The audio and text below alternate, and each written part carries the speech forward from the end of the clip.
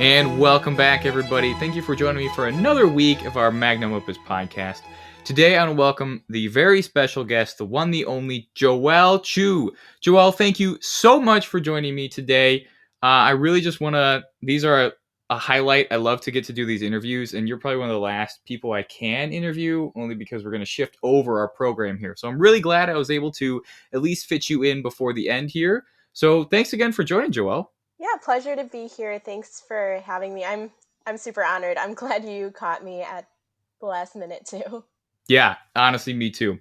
So let's just go ahead and jump right on in here. Joelle, if not everyone knows you, why don't we go ahead and start with your background as a musician? So tell us a little about when you started playing, when you graduated, or if you're still in college, who you studied with, how many instruments you play, or what instrument you play, all the fun jazz. All right, yeah. So I am a classical violinist. Violin is my main instrument. It was not always my main instrument. I used to double down on both violin and piano, actually. I was 4 when I started both. My parents wanted me to learn both, so they found me a violin teacher first, then a piano teacher.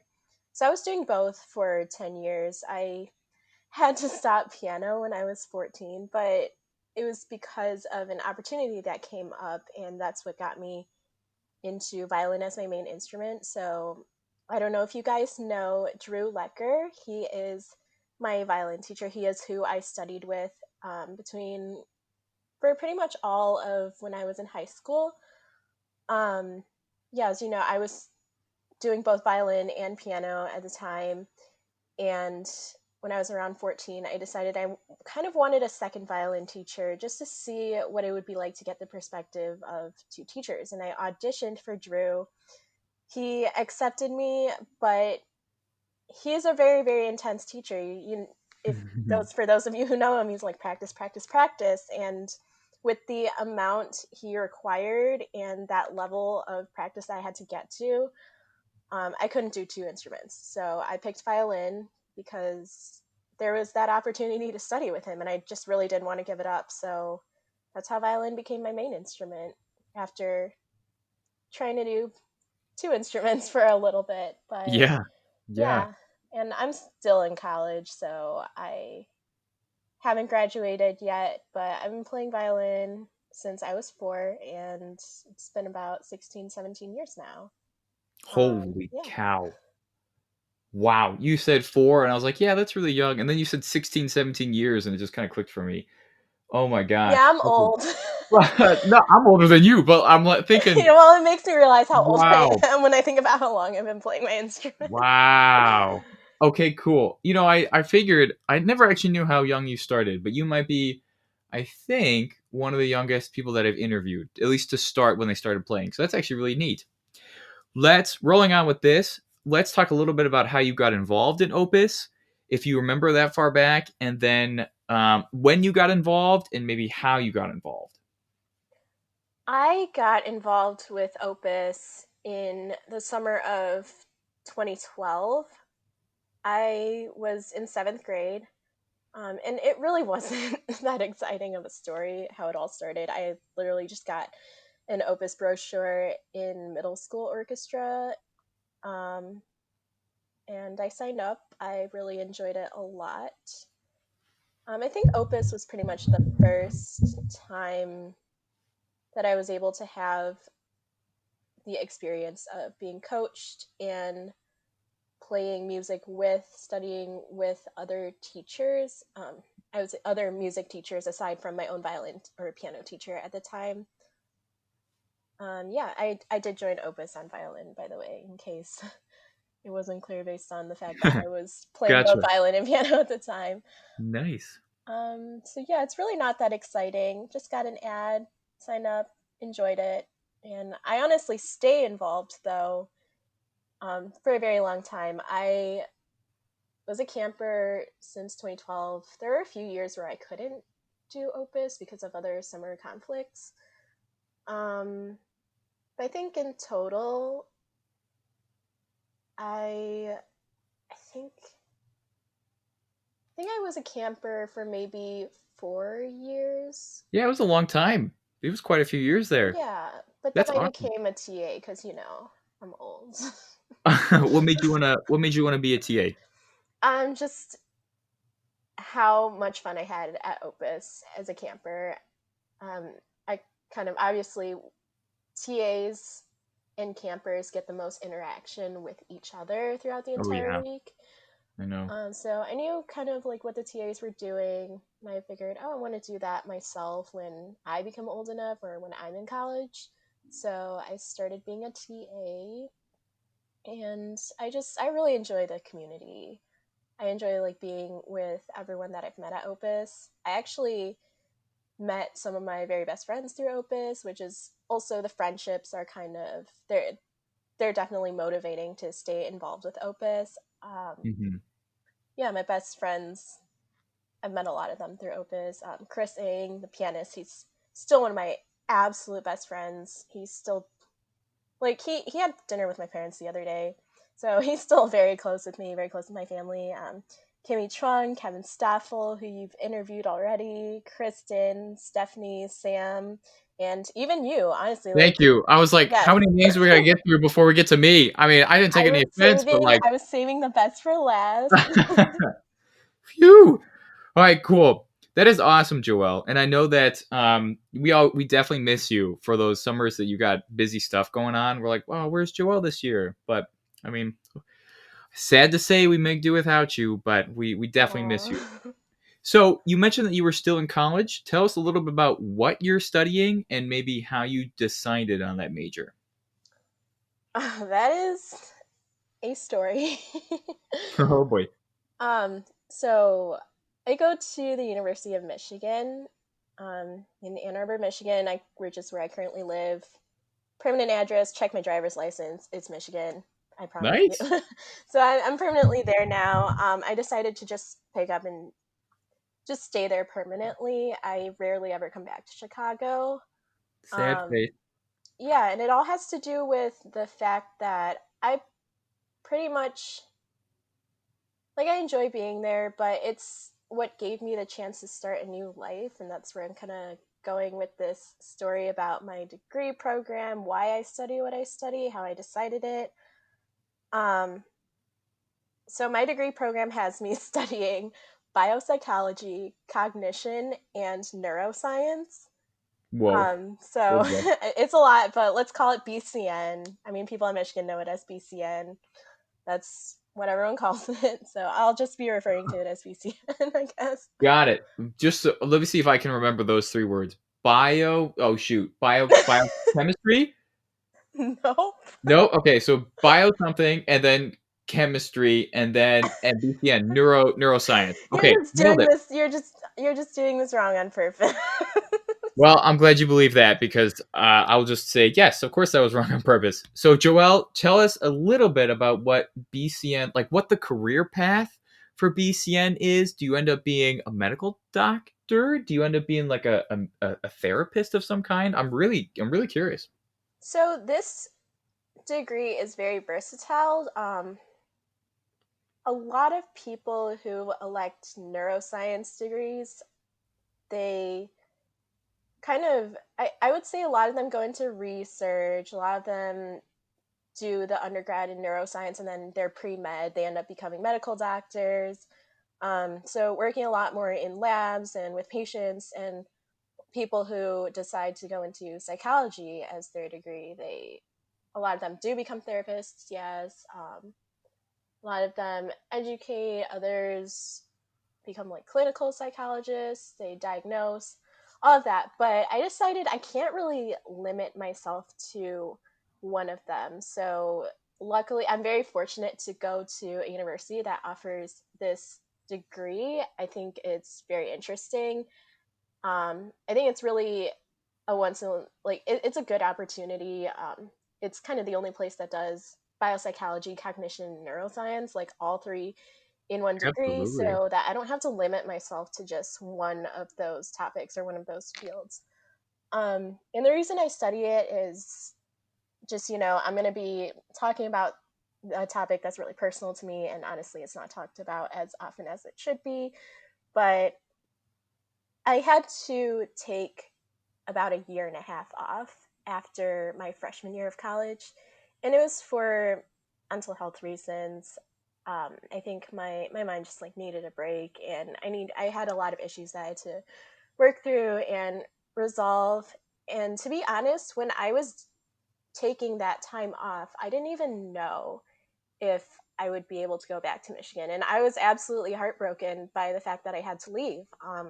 It wasn't really out of choice. We could just say that it was medical leave. So it really wasn't out of choice at all. And I was super sad to think that I might not ever be at Michigan again. But for some reason, at the end of maybe almost a year and a half, there was just this impulse in me that was just ready to go back. And when I went back, I had to pick my major, of course, because freshman year we didn't really have a major yet. But since that's pretty much where I left off, I was like, okay, now I have to decide like what I really want to study now. Since I'm not a freshman anymore, this will be going into like my second half of sophomore year and like into junior year, like all of the upper level courses. So I picked BCN because being a patient myself in the mental health field, working with clinical professionals not as coworkers but as their patient, that really got me interested in BCN, and that is why I study what I study. I just want to know more about the neuroscience behind mood disorders, cognitive disorders, how we behave, how we feel. Um, yeah, so that's me and my relationship with BCN. Joelle, that was amazing. Thank you so much for sharing that. I can only imagine how hard that is to talk about. So really, yeah, thank you for being so open, and thank you for just telling us more about who Joelle is as a person. Yeah, That really means a lot to me. So of thank course. you. It's a really important topic to me, kind of. I don't know, it's a big part of my story. So, Yeah, absolutely. Let's I'm actually curious. Let's talk about that also in how music keeps up in your life. And I know this is a big part of your story. I want to know more about how music is a part of your story, even if it's just a hobby now. Because BCN sounds like it's taking 8 hours of study a day and it's being the dominant part right now. Because there's so many things, three words I can't even pronounce or remember. So, like, going everything into it, I imagine how hard it is to keep music, even as a hobby. So, how does music fit into Joel's life right now? yeah, absolutely. So, BCN is very stressful. Totally worth it, but still very stressful. Um, I am very lucky to go to a school that has a very, very good orchestra.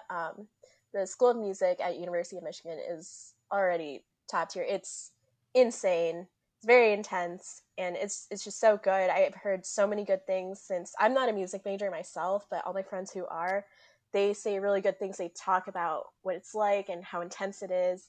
And it sounds pretty crazy, but something that comes with a really good music school is a really good orchestra and really good programs, really good training, conducting.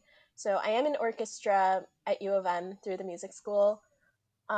That's my main way that I keep up with music in my life. Um, I should mention I also play some chamber music with friends that I know. I know OPUS Chamber Music is you're there to really study with and like be coached by professionals, but chamber music is still my favorite type of music. It's still a lot of fun to me. It's what I have the most fun doing. So I do a lot of chamber music with my friends if they play instruments.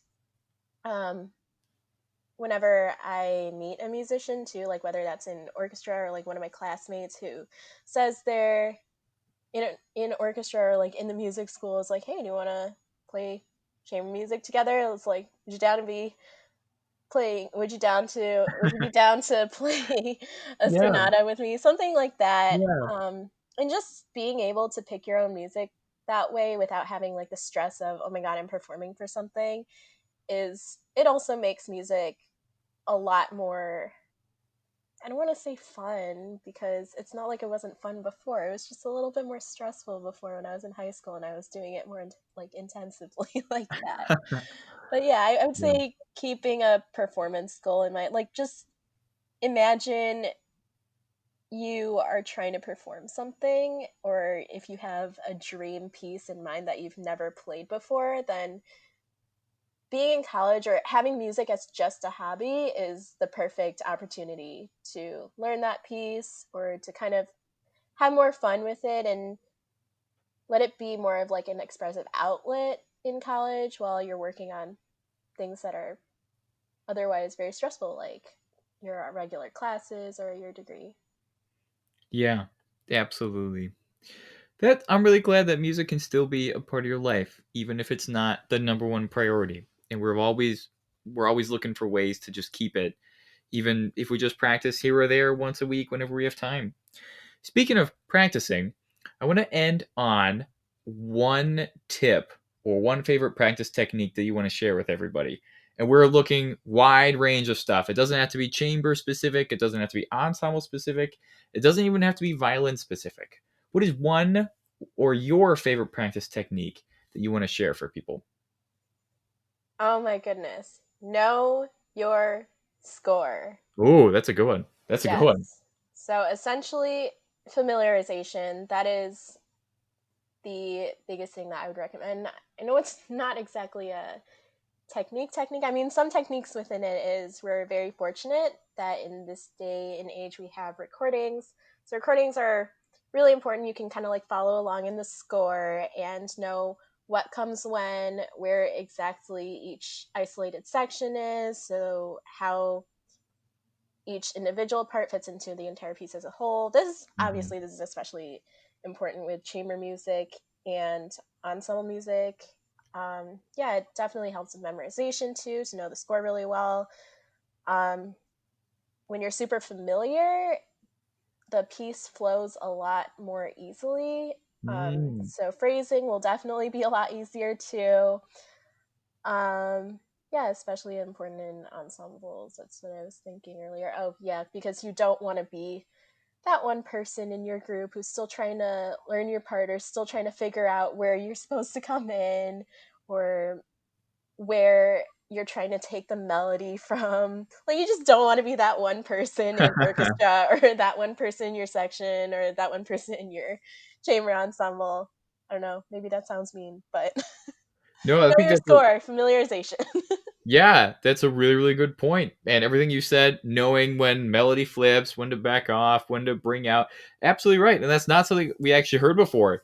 And I'm always asking myself, I wonder how many practice tips are out there, but I always learn a new one every week. So I think that was awesome.